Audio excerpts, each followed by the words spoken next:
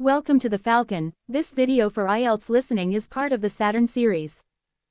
You will hear a number of different recordings and you will have to answer questions based on what you hear. There will be time for you to read the instructions and questions, and you will have a chance to check your work. All the recordings will be played once only. The test is in 4 sections. At the end of the test, you will be given 10 minutes to transfer your answers to the answer sheet. Now turn to Section 1. Section 1. You will hear part of a telephone conversation between a student and the director of a theatre school. First, you will have some time to look at questions 1 to 5.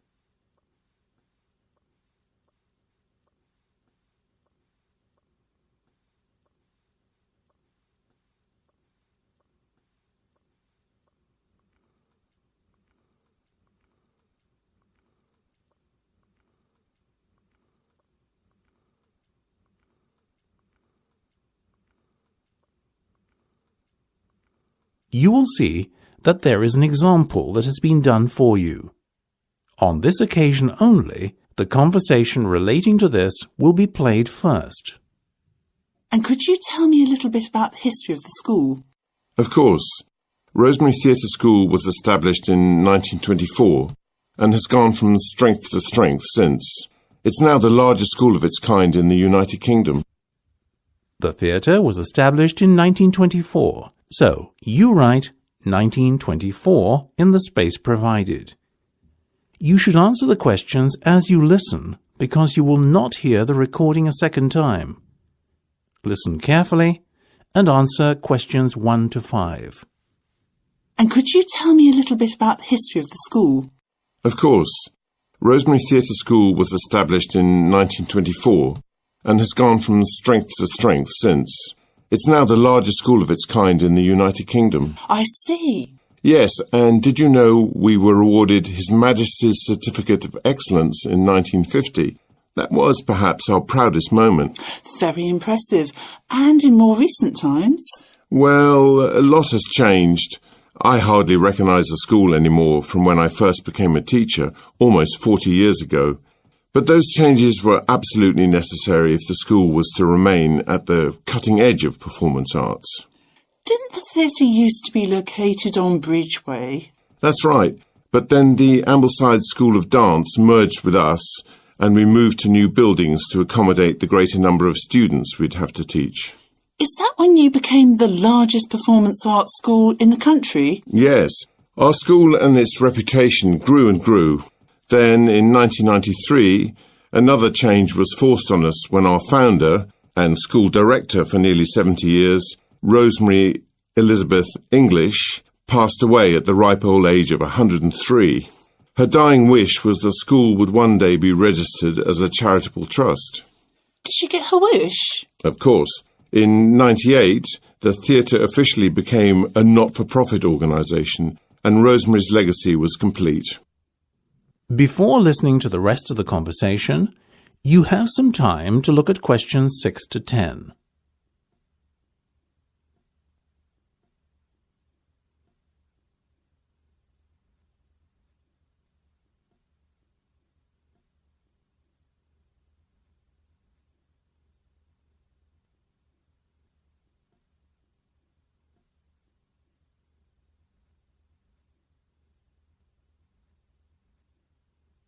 Now listen and answer questions 6 to 10.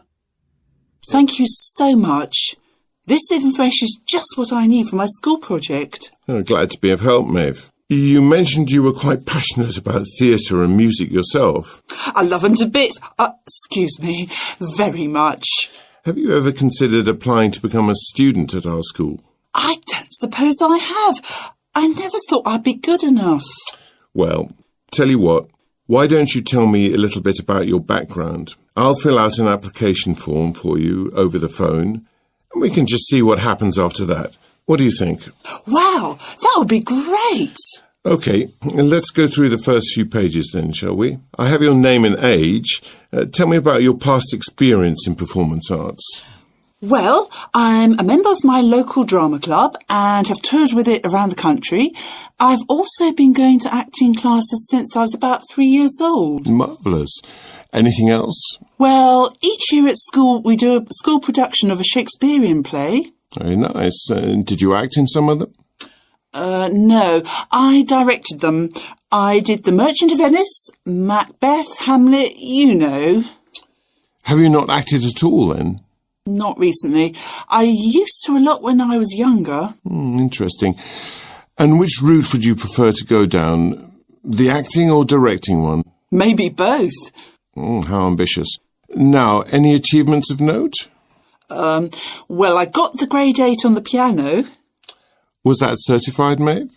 Yes, by the Royal Academy. Great. Anything else? Well, yes, I did do a course in modern dance at Trinity and I'm currently studying ballet at Chelmsford College. That's the end of section 1. You have half a minute to check your answers.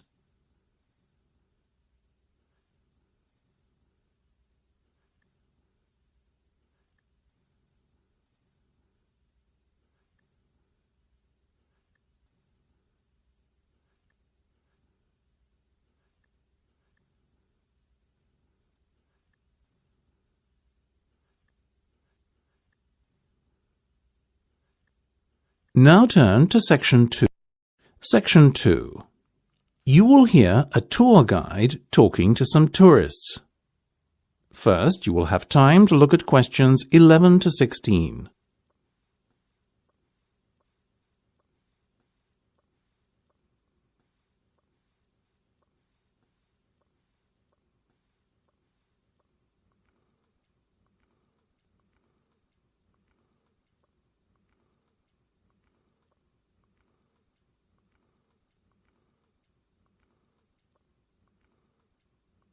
Now listen carefully and answer questions 11 to 16.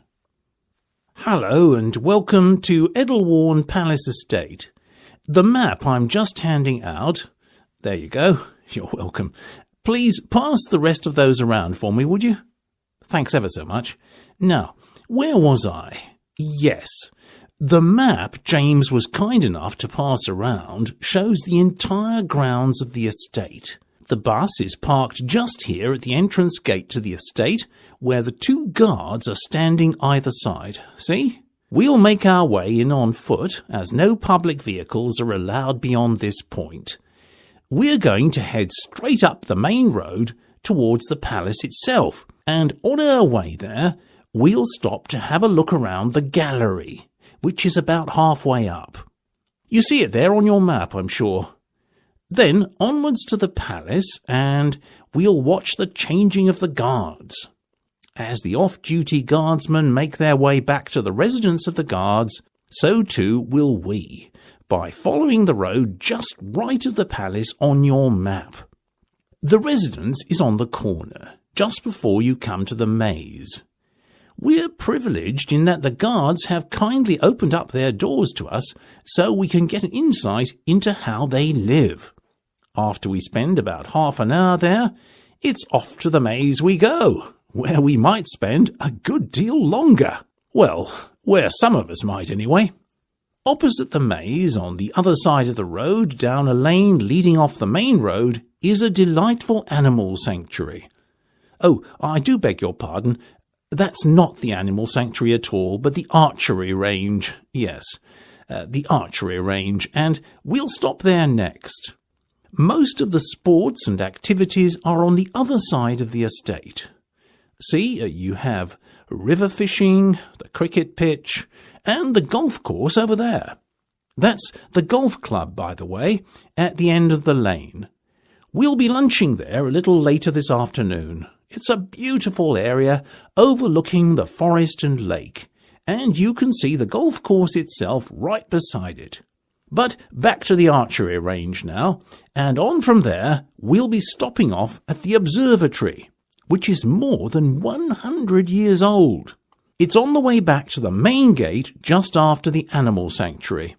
Yes, there's the animal sanctuary and the birds of prey exhibit, which is unfortunately closed at present. We might take in the animal sanctuary after lunch if we've time, but I think we'll avoid the petting zoo, which is up that lane towards where the deer graze. Now, on our way to lunch at the golf club, we'll cross over the main road to the opposite side to the observatory and visit the botanical gardens. I think you'll agree that by lunchtime we'll certainly have worked up a hunger. Don't worry, it's only a short walk from the botanic gardens up the lane to the golf club. No more than 5 minutes, I'd say. Before you hear the rest of the discussion, you have some time to look at questions 17 to 20.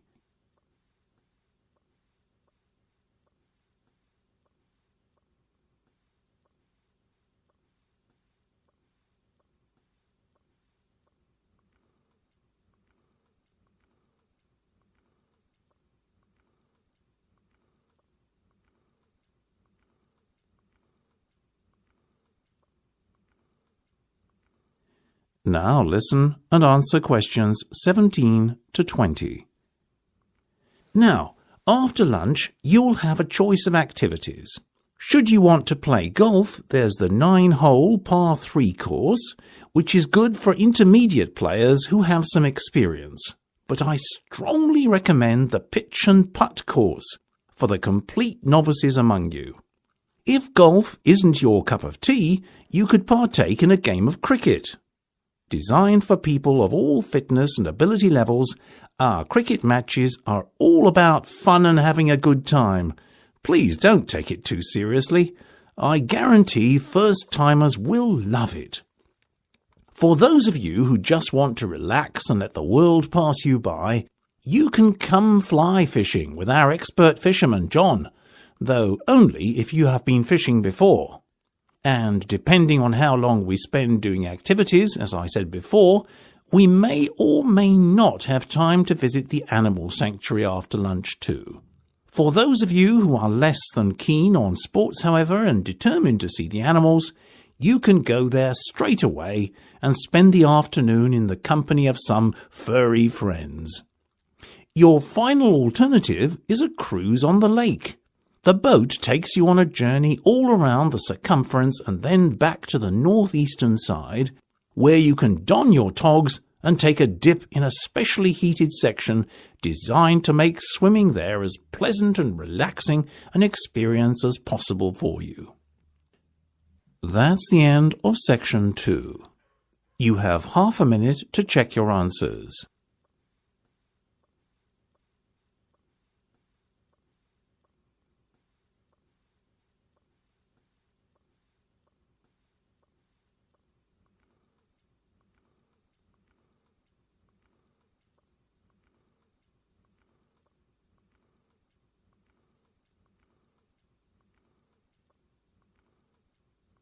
Now turn to Section 3. Section 3. You will hear a discussion between 3 students of business. First, you have some time to look at questions 21 to 26.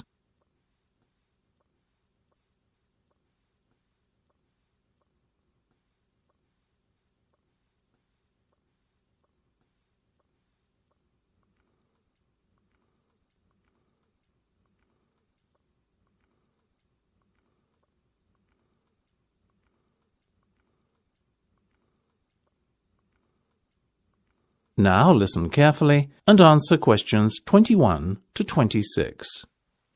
Did you have a chance to look at that case study yet? Yes, I had a read over the data last night, and you? I had a close look at it and I made some notes, actually. John, are you feeling okay? It's unlike you to be such a conscientious student. Ha ha, very funny. I think it's an interesting project and I'm not going to pretend I don't enjoy researching something when I do. Well then, John, in that case, let's start with you. What conclusions did you draw? Well, it's obvious for a start that both the departments responsible for car sales and car repair are struggling. Really? But surely the motorcycle department, which made, after all, the least profit, is faring worse than any other.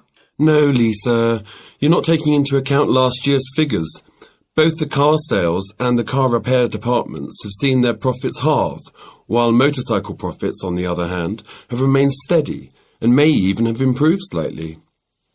The fact that car sales generated around $1 million in profits is neither here nor there, if you ask me. That department performed the most poorly, relatively speaking. Yes, but it still brought in a huge amount of profit, as did the car valeting department. I completely agree with you on that last point. A profit of just under 1.5 million is not to be sniffed at. Valeting had a good year this time out, not to mention the fact that, due to widening margins, the profit figure I just mentioned represented an increase of 100% on the year before's. Irrespective of what either of you say, though, the bottom line is that the car repair department was still the most profitable. True, very true. That's just quite a sharp drop from 3 million to just over 1.5, wouldn't you say? Of course, but let's look at why for a minute. I think it's something to do with the breakdown of costs. For example, take the motorcycle department. Look at how high its fixed costs are, almost 75%. That's a formula for a steady, predictable and manageable business model with stable income and profits. On the other hand, car repair had huge variable costs and relatively low fixed costs, accounting for only about 25% of its total costs incurred. And that's a recipe for unpredictability, which explains the dramatic fall in profits. The car repair department has got to reduce its variable costs and increase its fixed costs if it's to start posting consistent returns. I see what you're saying there, and I completely agree. But what about the car sales department? What explains the fall in profits it experienced? Look at the marketing expenditure.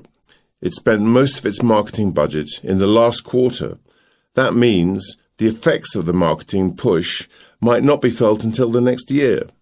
So maybe the figures are a little misleading. And perhaps that's why car valeting did so well. Its marketing department spent most of its budget in the first 2 quarters, so sales and profits were noticeably up for the rest of the year. The question is, will car valeting continue to perform so well into the new year? Before you hear the rest of the discussion, you have some time to look at questions 27 to 30.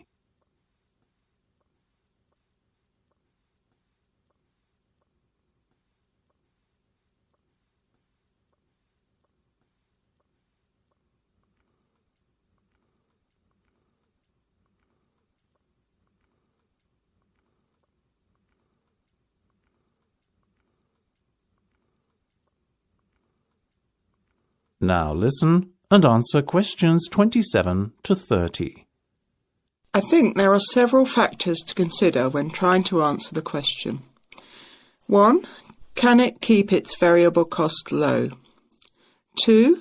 Is the economic recovery going to continue? And 3. Is the cost of equipment maintenance going to rise? In answer to your first question, yes, I believe that is one of the key strengths of the car valeting department. Variable costs are low and fixed costs are predictable in this market, and that is not going to change. Furthermore, the margin is high, which makes valeting a very profitable activity. As for whether the economic recovery will continue, though, that's an important question to ask. I mean, people don't valet their cars as often when times are tough, so this is one of the department's greatest weaknesses.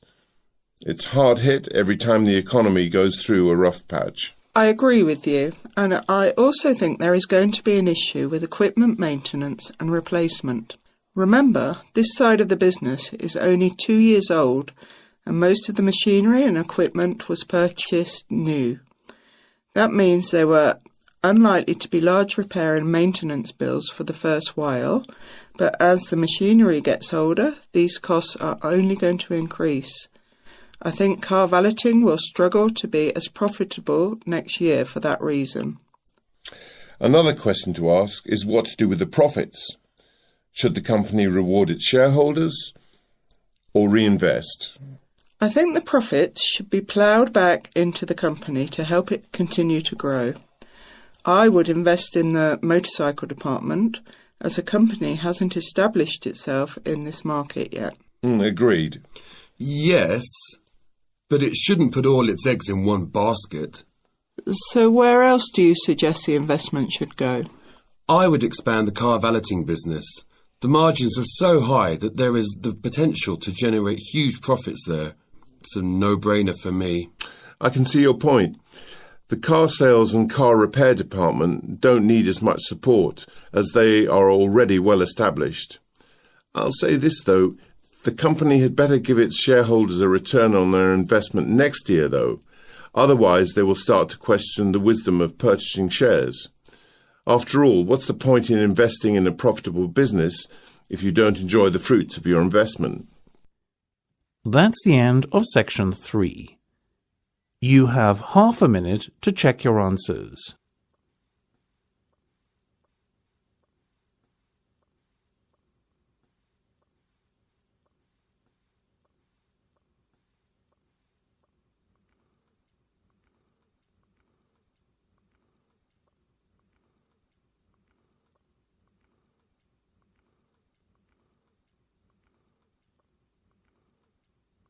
Now turn to section 4. Section 4. You will hear part of a talk about the Great Pyramid of Giza. First, you have some time to look at questions 31 to 40.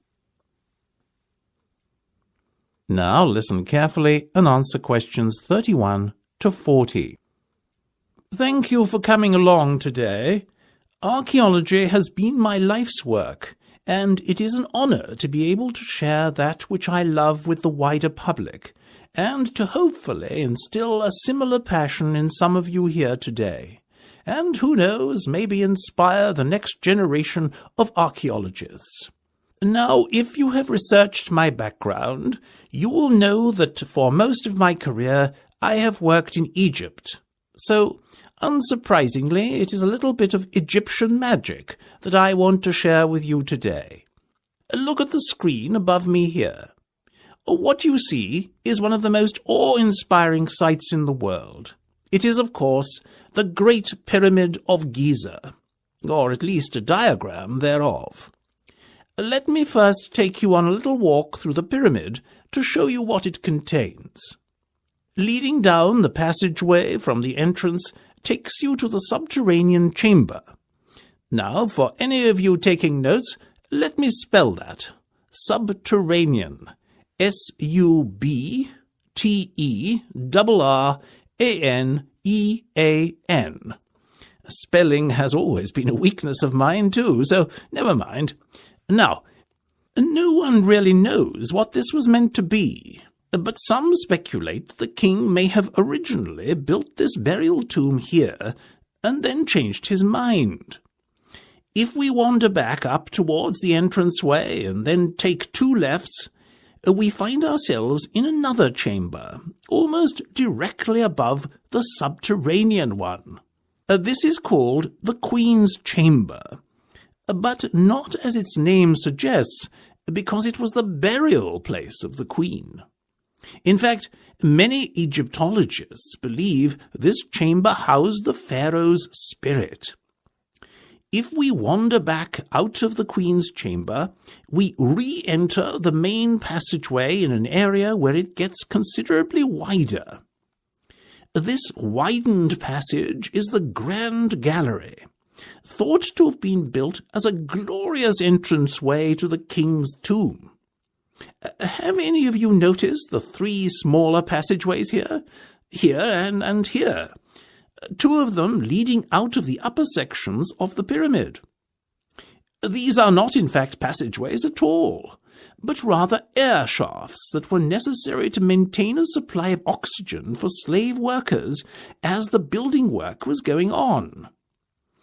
2 of the air shafts lead into the signature room of the structure, the King's Chamber. It was inside this tower-shaped room that the pharaoh's body was laid to rest. Magnificent, isn't it? Such an amazing feat of engineering, and to think that it's more than 5,000 years old. It's hard for us today to appreciate just how much of an achievement it was to build a construction of this kind so long ago. But to put it in perspective a little, bear in mind that the Egyptians had no motorized equipment, no computers to make difficult calculations as to the structural integrity of the building, no lorries or trucks to transport building materials, etc. They relied to a large extent on handheld tools and the harnessed power of animals, and indeed other human beings, namely their slaves. An estimated 2.3 million blocks of limestone are believed to have gone into the building. These giant slabs were, it is thought, sourced from nearby quarries. Some of the Tura limestone used had to be transported across the Nile, but getting the limestone to the building site was a piece of cake compared to the task of transporting the estimated 80-ton granite slabs used in the king's chamber there. After all, these came from the town of Aswan, some 500 miles away.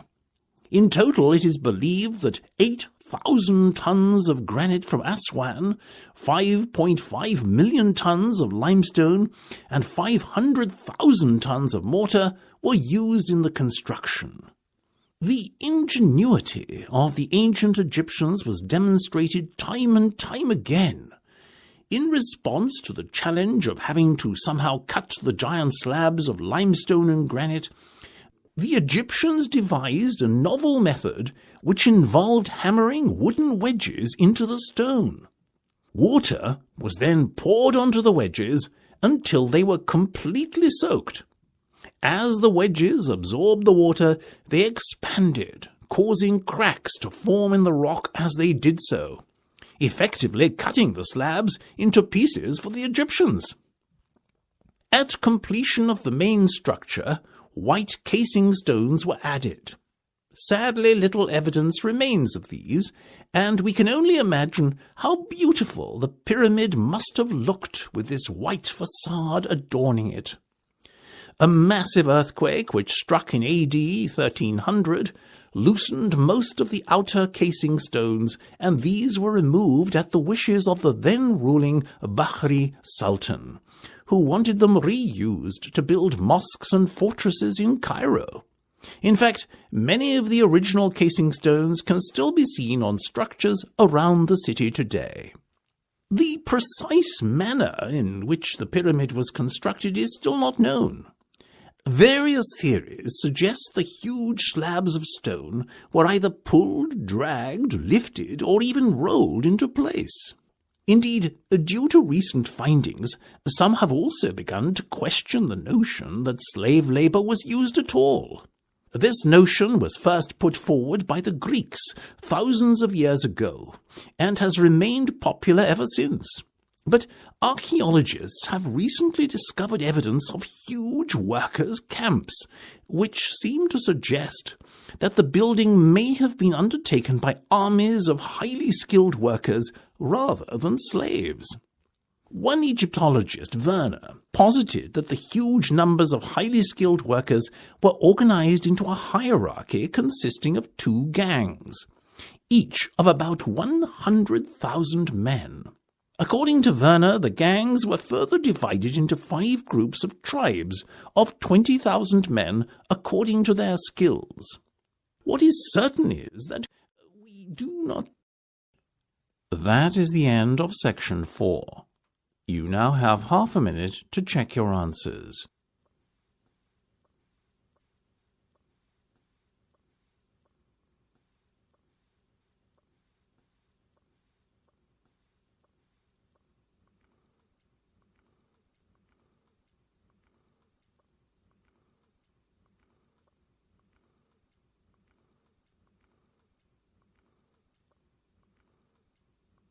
That is the end of the listening test. You now have 10 minutes to transfer your answer to the listening answer.